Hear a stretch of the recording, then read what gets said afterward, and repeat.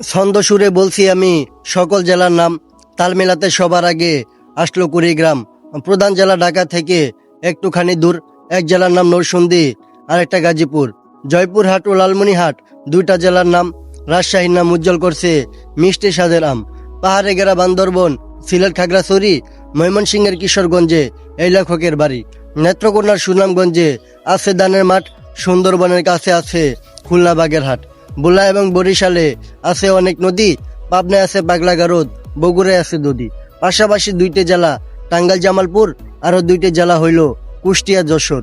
মনের মতন একটি জেলা নামতার মাগুরা, দন্ত্যন্যতা নারায়ণগঞ্জ, নাটোর ও নওগাঁ। দন্ত্যের আরো চারটি জেলা বলতে আমি পারি নবাবগঞ্জ, নোয়াখালী, নড়াইল ও নীলফামারী।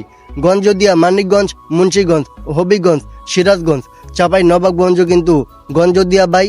এদের ছাড়া বাংলাদেশে আর কোনো গঞ্জ নাই। রংপুর আর রাঙামাটি, রংটা রঙে রাঙা, নামের জন্য আরো সুন্দর চাঁদপুর চূড়ারাঙ্গা। কক্সবাজার নামে জেলা আছে সাগর পারে, পঞ্চগড়টা পড়ছে বন্ধু দেশের এক কিনারে। ফেনী জেলার নামটা মাত্র দুইটা অক্ষর দিয়া, সবচেয়ে বেশি অক্ষর লাগে লিখতে ব্রাহ্মণবাড়িয়া।